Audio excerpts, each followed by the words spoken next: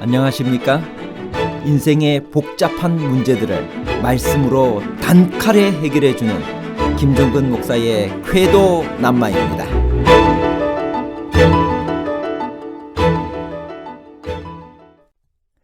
하나님의 보좌 가까이서 하나님을 배웁고 모시는 24장로는 누구인가요?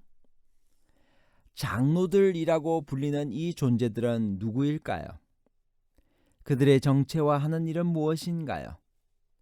24장로는 천사인가요? 아니면 구속의 첫 열매로 하늘에 올라간 인간의 대표자들인가요? 천사와 하늘에 올라간 인간의 대표자들에 관한 복잡한 문제를 하나님 말씀의 가르침으로 명쾌하게 해결해 드리겠습니다. 2일 후에 요한은 계시 중에 하늘에서 무엇을 보았나요? 계시록 4장 1절.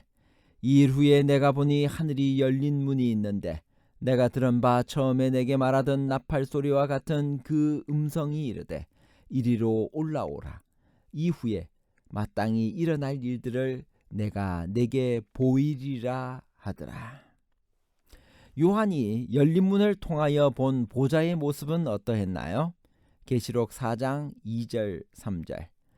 내가 곧 성령에 감동되었더니 보라 하늘에 보좌를 베풀었고 그 보좌 위에 앉으신 이가 있는데 앉으신 이의 모양이 벽옥과 홍보석 같고 또 무지개가 있어 보좌에 둘렸는데 그 모양이 녹보석 같더라.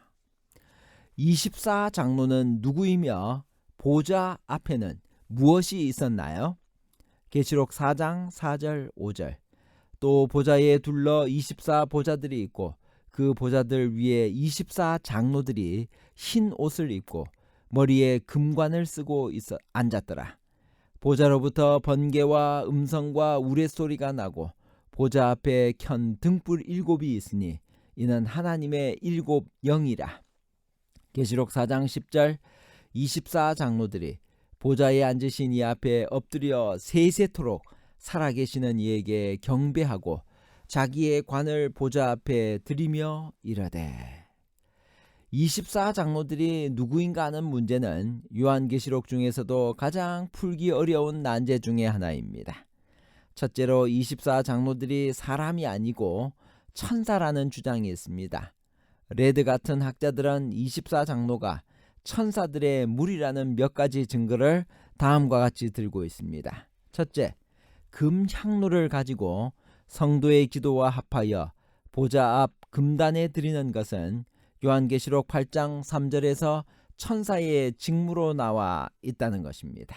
둘째, 요한계시록 7장 13절 14절에서 장로 중에 하나는 사람에게 실상을 알려주는 천사의 일을 하고 있으며 또한 요한은 그 장로를 주라고 불러 같은 사람이 아님을 암시하고 있다는 것입니다. 셋째, 흰옷을 입고 보좌 주위에서 수종드는 존재는 성경에서 보통 천사들이라는 것입니다.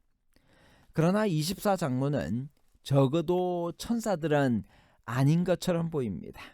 요한계시록 5장 11절에 보좌와 생물들과 장로들을 둘러선 많은 천사의 음성이 있다고 하여 장로들과 천사들을 구분하였기 때문입니다. 24장로들은 보좌에 앉으신 이 앞에 엎드려 경배하고 성도들의 기도가 가득한 금 대접과 검은 고를 손에 들고 있으며 새 노래를 노래하여 네 생물과 함께 하나님을 경배하고 찬송하고 있습니다. 그들은 하나님의 보좌 가까이에서 직접 하나님을 섬기는 특별한 무리인 것 같습니다. 그들이 장로라는 인간적인 이름을 가지고 있기 때문에 하나님께서 이 세상에서 하늘로 데리고 가신 사람들일 것이라고 생각하는 사람들이 많습니다. 영어 흠정역 성경 킹 제임스 버전을 보면 24장로들이 어린 양 앞에 노래하며 말하기를 각 족속과 방언과 백성과 나라 가운데서 우리들을 피로 사서 하나님께 드리시고 우리로 우리 하나님 앞에서 나라와 제사장을 삼으셨으니라고 했습니다. 이 번역은 24장로들이 우리와 같은 사람 중에서 뽑힌 인물들이라는 것을 강하게 암시하고 있습니다. 그러나 24장로들이 말한 내용의 헬라어 원문의 뜻은 우리들이 아니라 사람들을 피로 샀다고 하였으며, 그리스도께서 우리들이 아니라 저희를 나라와 제사장으로 삼으셨다고 보아야 한다는 것이 많은 성경학자들의 일치된 생각이며 우리말 성경도 그렇게 번역하고 있습니다. 그렇지만 24장로가 사람 중에서 뽑힌 대표자들일 것이라는 증거는 아직도 많습니다. 요한의 계시에 의하면 24장로들은 흰옷을 입고 머리에 금 면류관을 썼습니다. 흰옷과 면류관은 둘 다 죄와의 싸움에서 얻는 승리의 상징으로 계시록에 나타나 있습니다. 따라서 24장로들은 우리와 같이 죄된 본성을 가진 인간이지만 하나님 안에서 승리하며 살다가 하늘에 올라가서 특별한 임무를 가지고 하나님 보좌 가까이서 섬기는 존재들이라고 생각할 수 있습니다. 예수께서 부활하실 때 자던 성도들이 많이 부활하여 예수님과 함께 하늘에 올라갔기 때문에 24장로는 그들 중에서 특별히 선발된 대표자들일 가능성이 있다는 것입니다. 성경에서 천사는 결코 장로라고 불린 일이 없다는 사실도 중요합니다. 그들은 하나님의 보좌 주위에서 제사장 직분을 수행하고 있는 것처럼 보이는데, 이것은 또한 우리에게 히브리서 5장 1절에 대제사장마다 사람 가운데서 취한 자라는 말씀을 상기하게 합니다. 그러므로 누가 24장로가 사람 가운데서 뽑힌 대표자들이라고 주장해도 반대할 이유가 없습니다. 만일 그들이 사람들 중에서 뽑힌 대표자들이라면 그들이 하나님의 보좌 가까이에서 하나님을 직접 섬긴다는 것은 우리에게 얼마나 큰 특권이며 위로가 되는 말씀인가요?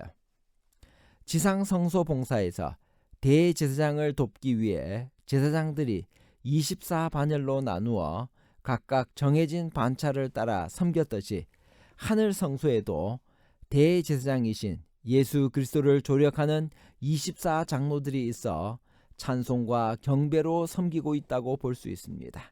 그들은 자신들이 경험한 구속의 은혜를 감사하여 승리의 상징인 면류관을 벗어 보좌 앞에 벗어 던지며 밤낮으로 찬송하고 있습니다. 24장로들은 또한 왕과 제사장으로서 장차 세상을 심판할 성도들을 예표하고 있으며 지금 하늘에서 진행하고 있는 조사심판에서 배심 판사의 역할을 하고 있습니다. 요약하면 24장로들은 우리와 같이 죄된 본성을 가진 인간이지만 하나님 안에서 승리하며 살다가 하늘에 올라가서 특별한 임무를 가지고 하나님 보좌 가까이서 섬기는 존재들이라고 생각할 수 있습니다. 예수께서 부활하실 때 자던 성도들이 많이 부활하여 예수님과 함께 하늘에 올라갔기 때문에 24장로는 그들 중에서 특별히 선발된 대표자들일 것입니다. 보좌 가운데 있는 네 생물의 모습은 어떠했나요? 계시록 4장 6절에서 8절. 보좌 앞에 수정과 같은 유리 바다가 있고 보좌 가운데와 보좌 주위에 네 생물이 있는데 앞뒤에 눈들이 가득하더라. 그 첫째 생물은 사자 같고 그 둘째 생물은 송아지 같고 그 셋째 생물은 얼굴이 사람 같고 그 넷째 생물은 날아가는 독수리 같은데 네 생물은 각각 6날개를 가졌고 그 안과 주위에는 눈들이 가득하더라. 그들이 밤낮 쉬지 않고 이르기를 거룩하다 거룩하다 거룩하다 주 하나님 곧 전능하신 이여 전에도 계셨고 이제도 계시고 장차 오실 이시라 하고. 보좌의 네 생물들이 하는 일은 무엇인가요? 계시록 4장 8절에 그들이 전능하신 이여 전에도 계셨고 이제도 계시고 장차 오실이라고 하나님을 찬양하는 일들을 했습니다. 네 생물들의 찬양에 누가 화답했나요? 계시록 4장 9절에서 11절에 보면 다시 24장로가 등장합니다. 이제 그들은 앉아있지 않습니다. 그들은 보좌 앞에 엎드려 그들의 면류관을 벗어들이고 영광과 존귀와 능력을 가지신 창조주 하나님을 경배합니다. 결론입니다. 첫째, 24장로의 정확한 신원에 대하여 아무도 자세한 것을 단언할 수는 없습니다. 그러나 여러 가지 정황으로 보아 구속의 첫 열매로 하늘에 올라간 인간 대표자라고 보는 경애가 그래도 제일 합리적이라고 봅니다. 둘째, 어쨌든 그들이 장로라는 이름으로부터 우리에게 친숙한 이미지를 주고 있습니다. 요한은 그들이 성도들의 기도가 담긴 향이 가득한 금 대접을 가지고 있다고 했습니다. 셋째, 그들의 직무가 우리를 도우며 우리의 구속사업과 밀접한 관계가 있다는 것을 보여주는 묘사입니다. 이런 인간적 존재들이 하나님 앞에서 우리를 위해 봉사하고 있다는 사실을 아는 것은 감격스러운 일입니다. 감사합니다.